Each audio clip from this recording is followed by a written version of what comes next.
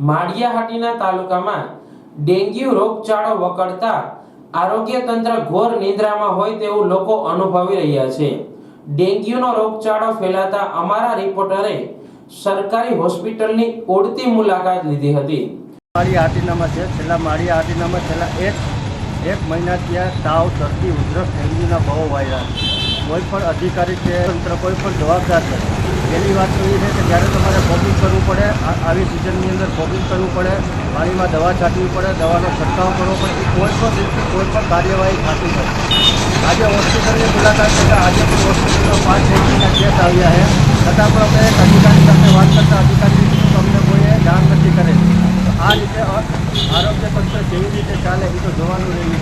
પ્રતાપ સિસોદિયા, માળિયાહાટીના ગુજરાતી, જેમાં સરકારી હોસ્પિટલમાં છેલ્લા ઘણા સમયથી રોજના 4 થી 5 ડેન્ગ્યુના કેસ આવે છે, તો બીજી તરફ કેટલાક લોકો સીધા પ્રાઇવેટ દવાખાનામાં સારવાર લેવા જઈ રહ્યા છે। અમીન પઠાણ, માળિયા, મુસ્લિમ આગેવાન।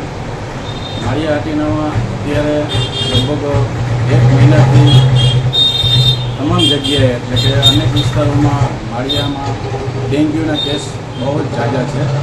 ખાસ કરીને મારા ઘરે જ મારા વાઈફને આજે ડેન્ગ્યુ થઈ ગયો। 4 દિવસથી હું બહાર હોસ્પિટલમાં લઈ ગયો, ત્યાંની સારવાર કરી અને પછી મને રજા મળી। એટલે તંત્રને ખાલી કહેવા માંગીએ છીએ કે ઘણા બધા એવા ગરીબ દર્દીઓ પણ હોય છે કે જેને આજે સારવાર માટે પૈસા પણ નથી હોતા। એટલે તંત્રને જાણ કરવામાં આવે કે વહેલી તકે જે રોગચાળો વધારે ન ફેલાય અને માણસો આ રોગથી વધારે ન હેરાન થાય તેના માટે તંત્રને જાણ કરીએ છીએ કે આની સારવાર જેમ કે દવાની અંદર જે કંઈ પાણીની અંદર જે કંઈ છંટકાવ કરવાનો હોય અથવા કોઈપણ જગ્યાએ એવા એરિયાની અંદરમાં જે ખરાબ કચરો આવે જે નિકાલ કરવાનો હોય એને વ્યવસ્થિત કરી અને સાફ સફાઈ રાખી જેથી કરીને આરોગ્યને કોઈ પણ જાતની આરોગ્યને હાનિ ન પહોંચે એની આજે હું અરજ કરું છું। એટલે આમાં તમામ જે આના જે લગતા અધિકારીઓ છે એને જાણ કરવામાં આવે છે કે આની ઉપર ખાસ ધ્યાન રાખી અને આરોગ્ય બચાવે। આશરે રોજના માળિયાહાટીના તાલુકામાંથી 10 થી 12 ડેન્ગ્યુના કેસ આવતા હોવાનું મનાઈ રહ્યું છે। વધુ પ્લેટલેટ ઘટતા દર્દીઓને રિફર કરવામાં આવે છે। આ મુદ્દે હેલ્થ અધિકારીઓએ અપીલ કરી છે કે આપણી આજુબાજુ વિસ્તારમાં પાણીના ખાબોચિયાથી દૂર રહેવું અને આખા કપડાં પહેરવા જેથી મચ્છરથી દૂર રહી શકાય। હું ડૉક્ટર દિલીપ પીઠવા, માળિયાહાટીના સરકારી હોસ્પિટલ અધિક્ષક। હવે અત્યારે જે ચોમાસાની સિઝનની હિસાબે ભારે વરસાદની હિસાબે જે પાણીનો ભરાવો થયો અને એની હિસાબે જે મચ્છરજન્ય રોગો થયા છે એની હિસાબે અત્યારની સિઝનમાં છેલ્લા 3-4 અઠવાડિયાથી ડેન્ગ્યુના કેસ શંકાસ્પદ જોવા મળે છે તાલુકામાં અને આજુબાજુ ગામડામાંથી પણ શંકાસ્પદ કેસો આવે છે, જેની પ્રાથમિક નિદાન પણ અહીંયા થાય છે સરકારી હોસ્પિટલે અને એને જરૂરી પ્રમાણે સારવાર અહીંયા મળે છે। વધારે જ્યારે તકલીફ હોય ડેન્ગ્યુના કેસમાં પ્લેટલેટ જોવાનું હોય છે જે ઓછા થતા હોય છે। જે કેસમાં ઓછા થવા લાગે છે એ કેસને અમે જુનાગઢ રિફર કરીએ છીએ। બાકી જેટલા નોર્મલ પેશન્ટ છે અને જેને બહુ કંઈ તકલીફ નથી એને પ્રાથમિક સારવાર અહીંયા મળે છે।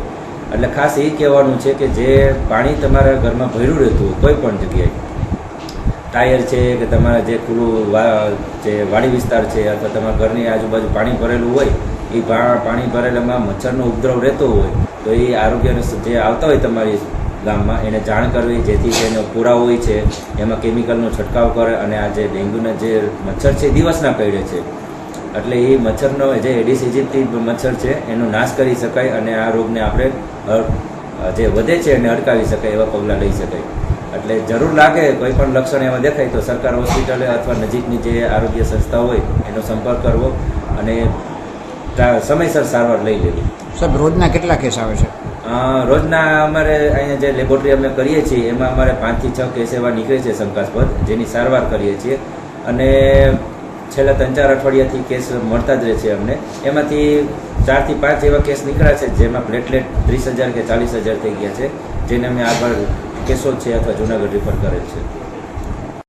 આ મુદ્દે સરકારી તંત્ર દ્વારા પાણીમાં દવા છંટકાવ તેમજ ફોગિંગ ડીડીટી છંટકાવ તાત્કાલિક કરવાની લોકોમાં માંગ ઉઠી છે। મહેન્દ્રકુમાર શાંતિલાલ ગાંધી, સામાજિક કાર્યકર, માળિયાહાટીના। તાજેતરમાં તાલુકાના મોટાભાગના વિસ્તારોમાં ડેન્ગ્યુ સહિતના સ્વાઇન ફ્લૂ સહિતના ઘણા પ્રકારના જે તાવો છે, તાવ, ઉધરસ, શરદીના ખૂબ જ કેસ વધી રહ્યા છે અને વધી રહેતા કેસને અટકાવવા માટે હેલ્થે ખૂબ જાગૃત બનવું જરૂરી છે.